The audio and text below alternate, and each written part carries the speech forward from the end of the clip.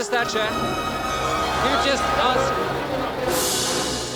the BBC. Margaret Thatcher being such a forceful and, in her own way, revolutionary Prime Minister, there were lots of things to strike attitudes about. Where there is discord, may we bring harmony. There was a lot to attack, and there were a lot of high-profile figures who were easily ridiculed. Where there is error, may we bring truth. Thatcher was someone you could hate, and there's a lot of vitriolic comedy to be done around her. Where there is doubt, may we bring faith. She was a true believer.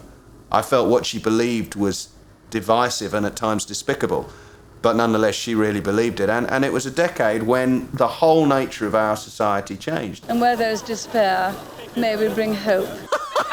You've got to laugh, haven't you?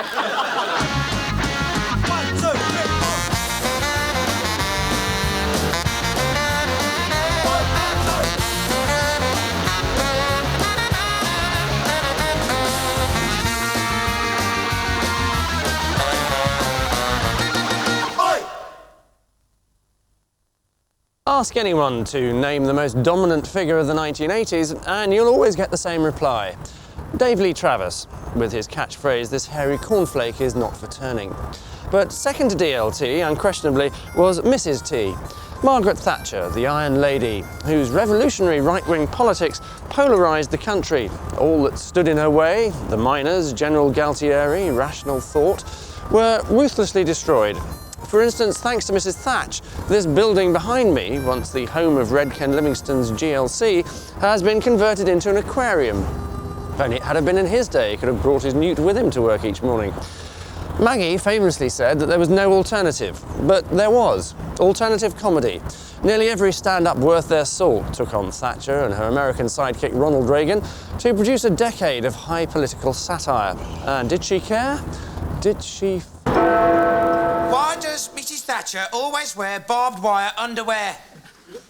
She doesn't. It's a joke. The Prime Minister, she's very unpopular now, which is a shame in some ways, because she comes up with some great remarks. And one of the great remarks I remember before is, ambulance drivers should be treated like any other professional driver. I'll tell you what, next time she needs pulling out from under a hotel, call her a taxi. People disappear around Margaret, never to be seen again. Cab for Maggie, cab for Maggie. Blimey, never mind Norman Bates. You wouldn't want to get in a shower with her, would you? Should we go, yeah, get me out of here? Yeah, I'll be waiting in the car, all right.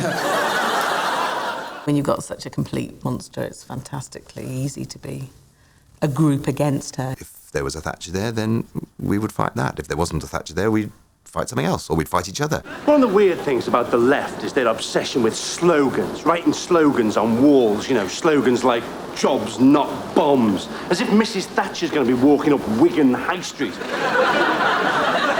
Oh, jobs, not bombs. Oh, OK. Although I was active politically when I was up until my mid-20s, it always seemed ridiculous and stupid to me, really, and I just always took the piss out of it in kind of conversation and stuff like that, and so it wasn't a difficult leap for me to start doing it professionally when I did, Oh yes, political satire, yes!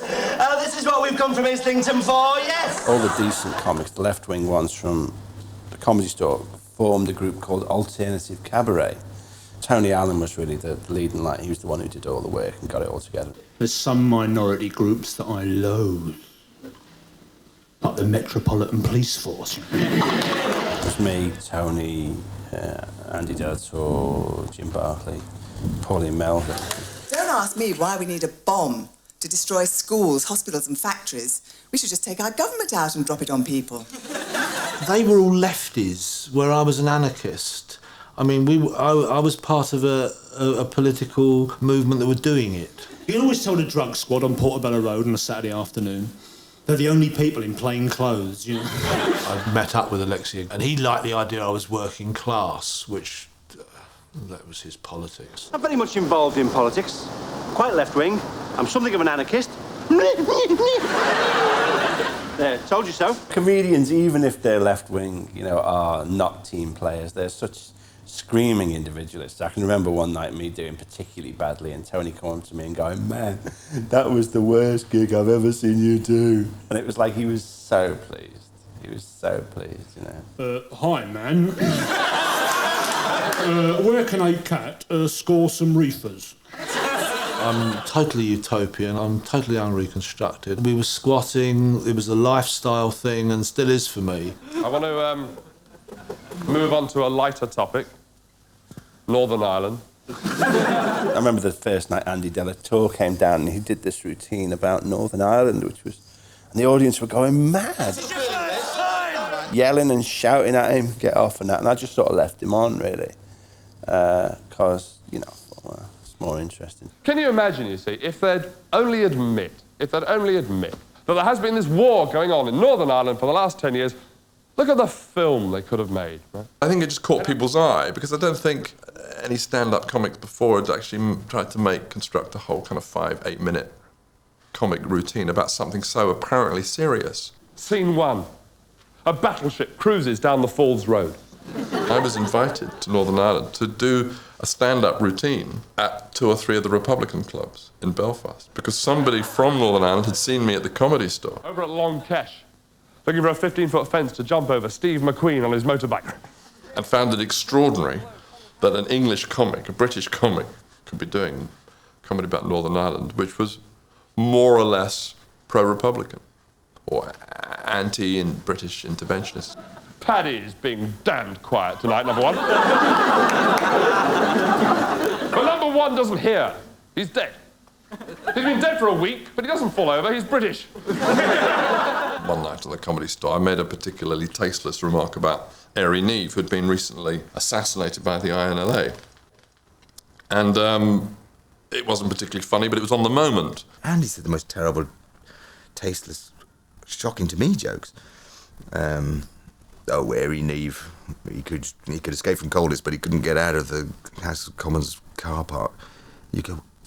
And the audience kind of laughed and sort of gasped. And that's when I thought, oh, this is what it's about. This is obviously where this is taboo territory we're talking about here now, and it really does upset some people, and other people take it very seriously, defending it. It almost got into kind of into a fist fight and things. So I brought my act rapidly to a close and got off the stage double quick. The 80s was an extraordinary decade. People look back, they think it's about BMWs and slick back yuppie hair. The decade was one of continual conflict. The first gigs I ever did, Brixton was in flames, as was St Paul's, as was Toxteth. You know, I was 21, 22, playing in London with riots going on outside. It's going to affect your act. I was looking for a place to live, and obviously I wanted somewhere with a nice class of riot, you know what I mean? Like, ended up with a burnt-out Cortina on the Edgware Road. I've been there a week, I found 6 coppers hiding in the boot. Have we forgotten the lessons of Brixton and Toxteth? Luton. Luton? Yeah, Luton, Brighton, pillaging. I thought, given time, there could be blind policemen. Dark visors, guide Alsatians and long white truncheons to feel their way. Because when you're blind, everything's black, isn't it? So they enjoy themselves.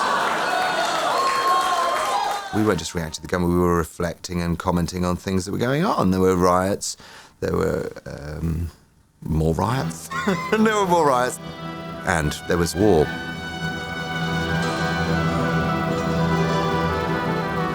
This gear that I am wearing is nothing to do with the act. All I'm doing is modelling the new invasion gear that's been issued to the Royal Marines. From one audience to the other, it became clear to me that British society was completely polarised by the Falklands War, probably more than it's ever been since. And that was a very scary thing. Red boots to soak up the bloodstains. There was no doubt that kind of the sort of London scene generally, I think, was pretty well opposed. This curious spectacle, somebody called it, 2 bald men fighting over a comb. Margaret, you've got your 3 questions, right, to ask. So go on, ask them. I'd like to ask number 1. On your date, if you were a fleet in the South Atlantic, there was a whopping great destroyer travelling in the opposite direction. As I said in the house, what would you do? Well, I'd put the wagons in a circle, call for makeup, and have them shoot my best side. I used to say stuff like, I say, what cost £125 million and lies at the bottom of the South Atlantic? But there was, outside London, a tremendous feeling for our boys out there, you know, risking their lives, the whole thing, and that it was a just cause, that it wasn't a curious adventure dreamed up by somebody to keep themselves in power, that it was in fact a necessary war that had to be fought. Margaret Thatcher has discovered that all successful invaders had things growing out their heads. Right? The Vikings had the wings, right? The Saxons had the horns. So Margaret Thatcher said to the Marines, don't mess about, lads, get your bollocks on top of your heads.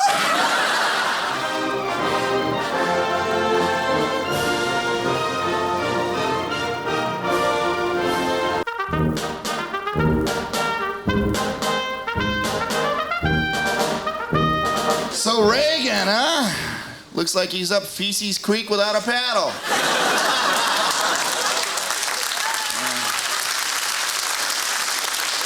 Teflon president finally meets his metal spatula. It's pretty much Reagan bashing, which was popular in Britain at the time as well. And now he's got cancer on his nose. First his colon, then his nose. You figure it out.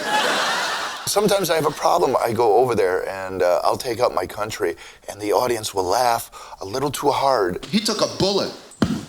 Nothing. Wasn't silver. He didn't even know he was shot. That's what scared me. Call me wacky, but I'd like a president with a central nervous system. They're laughing, and I go, wait a minute. It's, you know, it's not a bad country. America's, it's generous, it's a big country. It's a little naive, it's a little dim, but it's still, I mean, you guys are laughing too hard at this. On his 76th birthday, he actually said, well, it's only 24 in dog years. Yeah, President of the United States compared himself to a 24-year-old dog.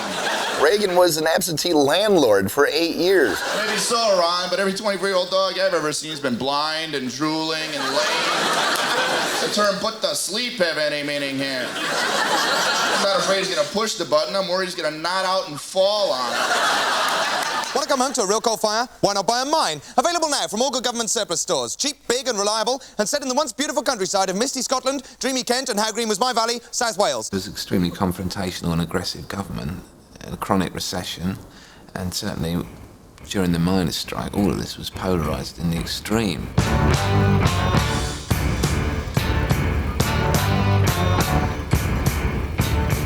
It was one of those things where sort of politics invaded almost everybody's life. So, you know, almost everybody can remember certain things, you know, even if it was people coming round their house, knocking on the door, asking for food for the miners and things like that. Everywhere you went, there were collections at the tube and, you know, at the railway stations and the shopping centres, all those sorts of things were going on. And it did have a big effect on the comedy scene. It's not a long way to a police state.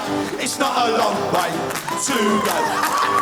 We got away with it all green, so we should bleeding well know. Anyone who was a comedian at the time, we would do, you know, you'd just do benefit after benefit for the miners' strike. And therefore the whole thing became a bit politicised. Goodbye, civil liberties. You can't march over there. It's not a long, long way to a police state. In fact, we're already there. There was a feeling of helplessness, and that ridicule was about the only option. So there you have it. Don't just buy British, buy Britain. Throw millions out of work. Chuck them in the army and invade Germany. Only this time, we lose. Yeah? Yeah. Have your own economic miracle. Paint your trousers green and stick your head in a teapot, because we're the government and we don't care. I'm here to entertain you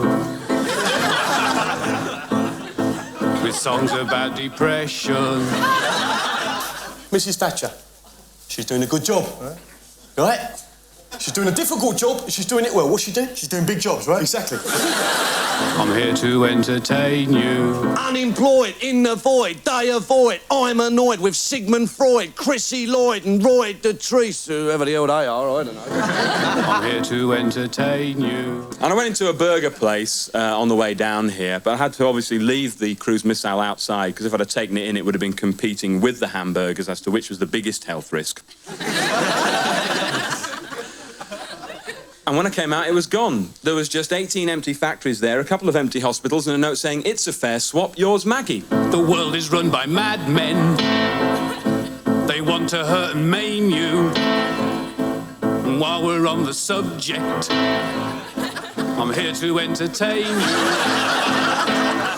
Has anyone here got a job?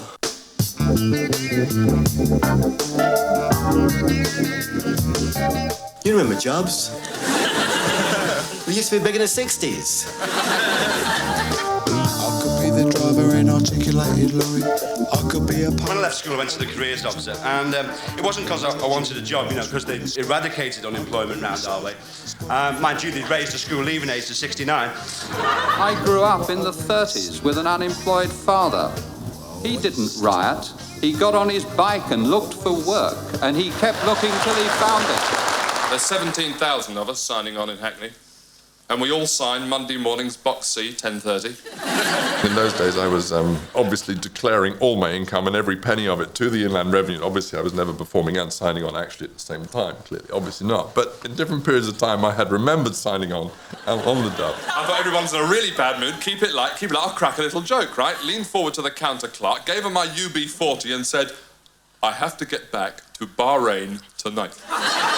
Well, I ain't been a plasterer, though, right? I'll go down the dole, you know. Not to sign on, nah, just to wave loads of money at them. Their eyes, they glow up when they see all my money, they glow up. Loads of Money was a tremendous creation. I mean, it became, as many great bits of work do, it became a bit of a colossus, a bit of a monster in a way for Harry. Loads of money! It was so big, and the satire was nearly getting lost in that the people it was satirising were so proud to be satirised that they were giving it loads of money at Harry in the street, etc. I'm a plasterer, see? Bush, bush, shum, shum, dollop, dollop, lovely job, loads of money!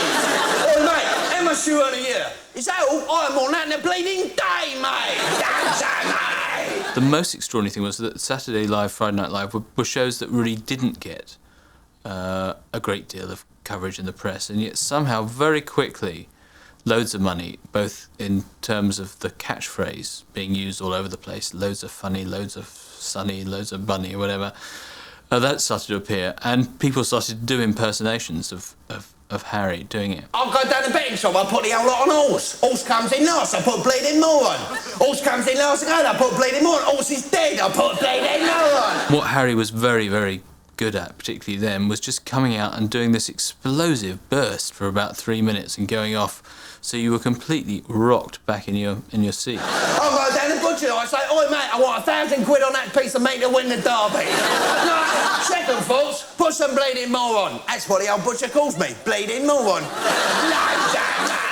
One of the lines that I think best summed him up, which was quite a sort of shock line, was, all you need to know about politics is that Mrs Thatcher, she's done a wonderful job for the country, but you wouldn't want to shag it. I mean, right down to the just the sort of the attitude, just her as a politician, but she's a woman, and that's my attitude to it. There was, yeah, it was a great, horrible character. Sir,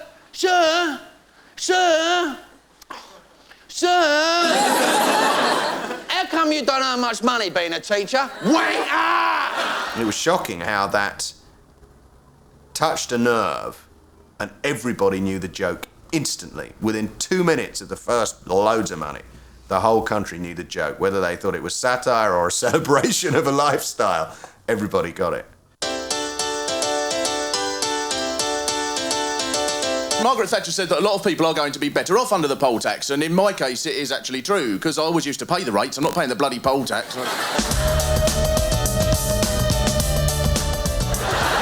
The government no longer needs to flush sewage directly into the North Sea because the poll tax enables them to crap directly on all of our heads.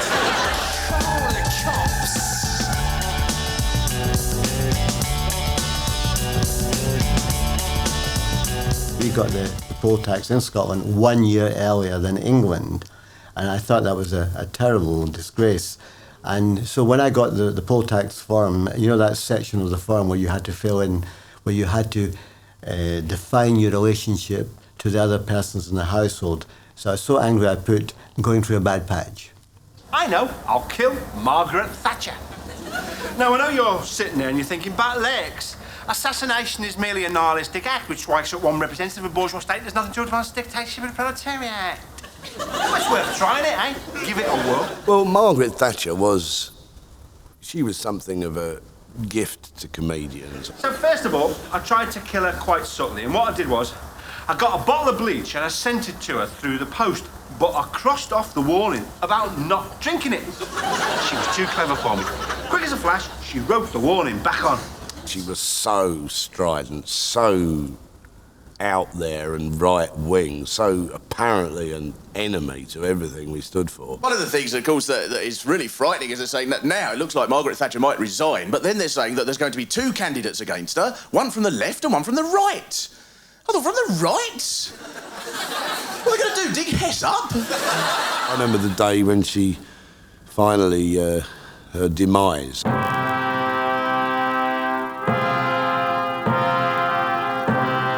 I was performing here at the Hackney Empire and I came on to the sound of the funeral march and bewailed the death of all the jokes, all the millions of jokes that there were.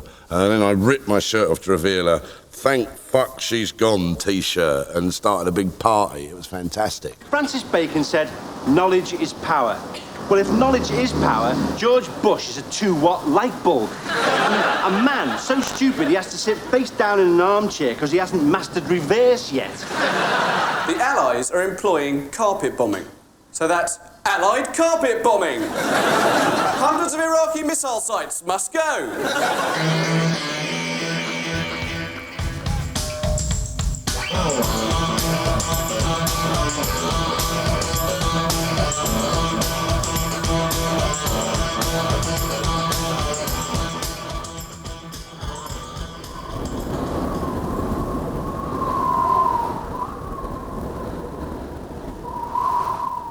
I think my favorite time for doing political comedy was during the war, during the Persian Gulf War.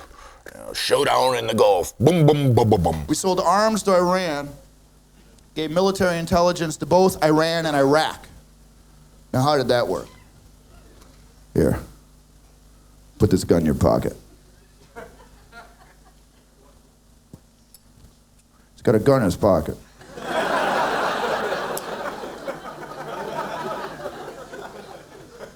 He knows about the gun, man. Yeah, it was a perfect war, and it was very far away, and it was people who weren't our color, and it was about money. And it was the perfect American war. Nice to be back in England. Haven't been here since before the war. And this is pretty much the last place left for Americans to come, because everybody else hates our guts, don't they? It's like England and Kuwait, and who the hell wants to go to Kuwait right now? There's nothing to see. Want to help us put out the fires? No, I'm on vacation. I'll take a light, though. My best stuff has got to be real emotional for me. And I do have a very short, black, raging Irish temper. We're pretty happy about the war in America, because we kicked some ass. We weren't sure at the beginning. We were kind of like, well, I don't know if we should go to war. Then we started kicking ass. It's like, hey, this feels pretty good. Let's dig up John Wayne. Come on. I say we make a couple of stops on our way home from the Gulf. First stop, Vietnam. Surprised the hell out of those people, huh? When I first broke and people started to say stuff like, you're politically incorrect, and aren't you just, isn't it great to say, fuck you to the PC people in 1990, 91, 92 when I was first, I didn't know what the hell they were talking about. I think we should take Iraq and Iran and combine them into one country and call it Irate, okay? All the pissed off people live in one place, we know where they are. He armed Iraq. I wondered about that too. During the Persian Gulf War, those intelligence reports would come out. Iraq, incredible weapons, incredible weapons. How do you know that? Well,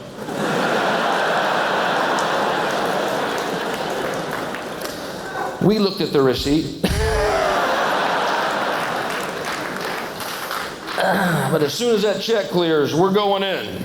I think Bill Hicks was the huge sort of hero of comedy, because he had principles. He was incredibly funny, but he wasn't afraid not to be funny. I'm so sick of arming the world and then sending troops over to destroy the fucking arms. You know what I mean? We keep arming these little countries, then we go and blow the shit out of them. We're like the bullies of the world, We're like Jack Palance in the movie Shane, throwing the pistol at the sheep herder's feet.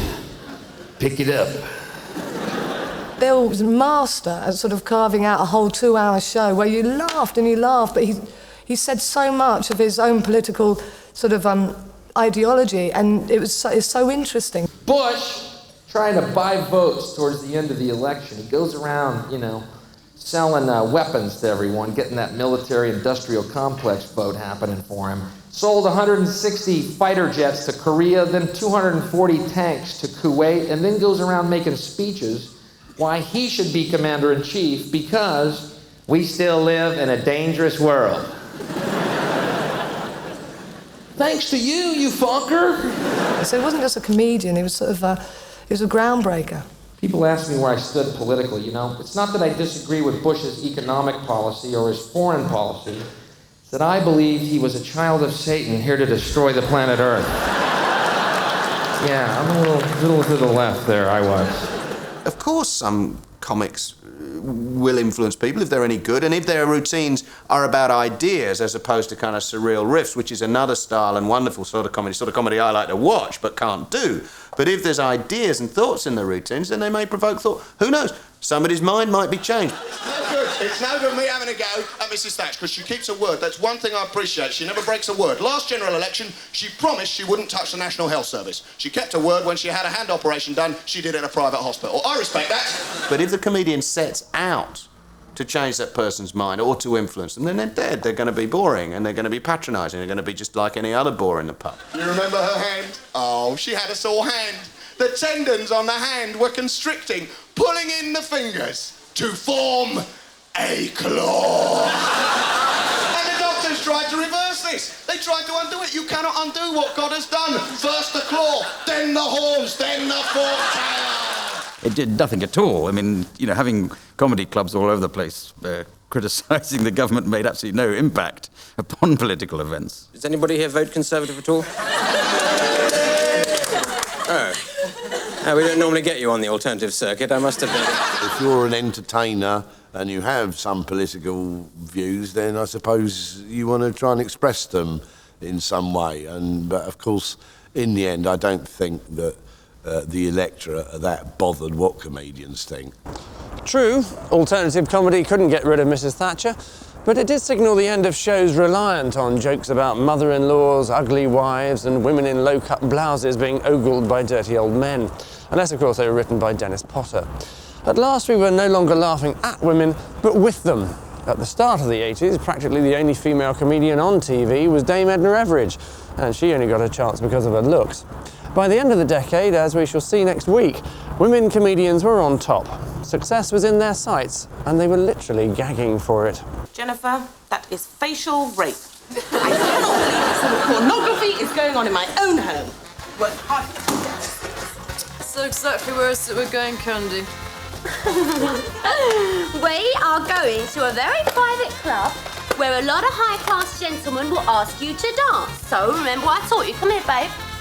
We go step, step, shake, shake, boogie round, shimmy. Give us a shimmy. Not with your head, with your boobies, though.